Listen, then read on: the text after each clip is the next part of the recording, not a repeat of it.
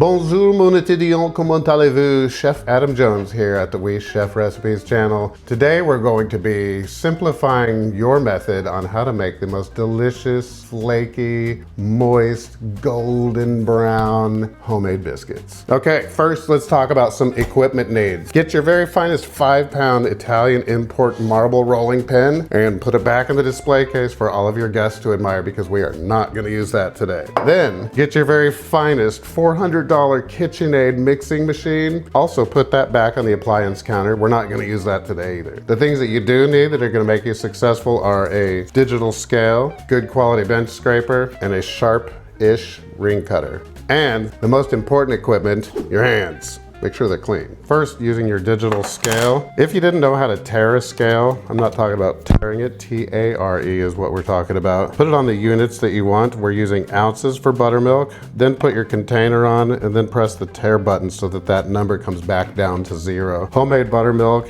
to make 1.5 cups, is 0.75 ounces. No mas, no menos of lemon juice. Fresh is best, but for the sake of this video. And then we're going to use 11.25 ounces of fresh whole milk. Use your scale as a guide to get up to 12 ounces exactly. Bam. Then we're gonna gently stir this together and put this aside. The reason we made this first, it needs about 20 minutes time to curdle and do its chemistry science experiment over here. Meanwhile, back at the ranch, we're gonna take that same scale, put our bowl and a strainer on that bowl. I'm gonna switch this over to grams because we need exactly 480 grams of all-purpose flour. I sift right into my bowl, 480 grams. We're gonna put in 2 tablespoons of baker's sugar, 1 tablespoon plus 2 teaspoons of baking powder, and sift this all into our bowl. Then in we go with 2.5 teaspoons of kosher salt. And even though this has been sifted together, I like to use a wire whisk and just kind of redistribute that all together. Also, critical point here. I have some freezing cold butter here. You need cold butter for flaky biscuits, that of which we do, because the solid cold fat creates pockets in the dough during the baking process. The butter melts and releases steam, forming air pockets that result in a light, airy, and layered biscuit. Whereas warm butter would mix in, leading to tough, dense, gnarly biscuits. Nobody got time for that. Make sure your butter has been frozen for about 20 minutes before it goes in here. You're just gonna pinch this butter into little smaller pieces, but just pinch it between your fingers until it's broken down somewhere between the size of a pea and an almond. When our butter pieces have gotten to about this consistency, we're gonna mix in our buttermilk. Okay, using our very simplified tools, we are going to slowly incorporate our buttermilk now that it has buttermilked itself. Doesn't have to be super slow or super fast. We're just not using a real mixing machine here. And here's where it's gonna be a little different than your KitchenAid mixer would have brought it to. This mixture is gonna look a little disorganized and scary to you because with any baking and pastry related things, the flour needs to hydrate. Hydration takes a little bit of time for the flour to incorporate the liquid. So this mixture is gonna look like a dry, hoogly-boogly mess for quite a bit until we get there. What makes dry, tough biscuits is overmixing. So we don't wanna use that, and that's why I don't like to use machines. So just gently kind of bring this together just until it's about like yay. And then I'm gonna plop it right on out onto my board. Now, this dough started out as it's a wet dough, I'll say that straight up. I do that on purpose so that you have several opportunities, only if necessary, to add additional flour. Rather than using rolling pins, I like to use the 2 rolling pins that God gave me, my hands, with a combination of a bench scraper. And we're just gonna pat this out to be about an inch, kind of rectangle-ish kind of shape. When we get about to this stage, you want it to be about an inch. You're gonna take your bench cutter and cut this baby right in half. I'm gonna scoop this up over here.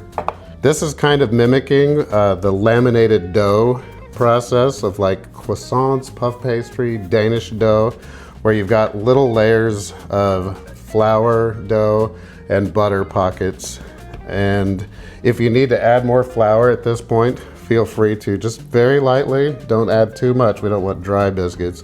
Then we're gonna start pounding this back down, pressing this gently into another 1-inch rectangle. And we're gonna do the same process 3 more times. Here is 2 of 4. And press it out into another 1-inch rectangle.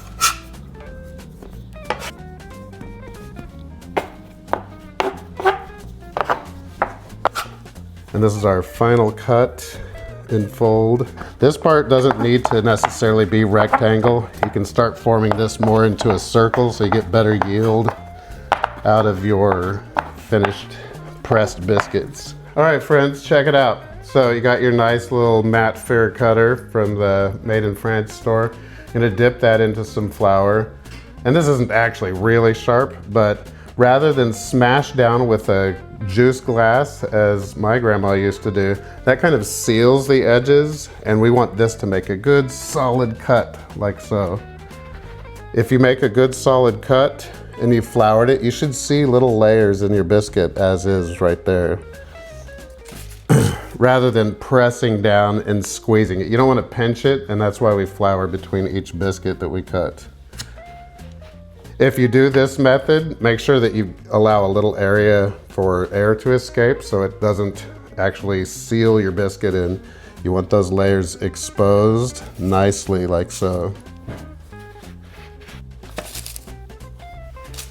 So then after that, we're gonna take our dough, scrape it back up gently into another mass of dough. So here's the important part. You'll notice we did not preheat our oven. These are going to the freezer while I preheat my oven. Should be at least, say 30 minutes in the freezer, and you can bake these from completely frozen, but we just want these extremely cold so that this butter melts slower when it hits a very, very hot oven. So freeze this, fire your oven to 425, and we will bake these when it's ready. Okay, I fired up my oven and it is violently hot at 425 degrees, and I just watched my favorite sitcom while it happened, and I'm ready to fire these here biscuits. For best practices, feel free to turn the pan halfway through for even cooking. Okay, friends, this is what it should look like. We want golden biscuits, okay? Golden tops, golden bottoms, golden girls. So let's see how good these are. Ideally, we want flaky, we want steamy. See if that perfectly laminated stuff gives us some layers. You see some layers in there? I sure do. Now looking down at the pan, you can see that we leached out a little bit of butter. That's not bad. It's not a bad sign because A, we used a lot of butter, and our biscuits rose. This is called oven spring. When the dough rises up like that, that's called oven spring. And if it widens or splatters, then that's bad, and then that butter leakage would be bad. But because our biscuits rose up and achieved this beautiful open crumb and the flakes like that, then a little bit of butter leakage is delicious. Just wipe it up while you're eating these. Now, in my family, this will never make it to the cooling rack, but if you've got a smaller family or they just don't like biscuits, then put your products on a cooling rack to cool completely if you're not going to eat these hot off the press. I'm just gonna go ahead and put on a little bit more butter on mine. All right, my favorite part's the bottom because it's the crispiest. You don't need those popping cans of dough. Make your own biscuits, folks. Really good. This is excellent. Now go get baking.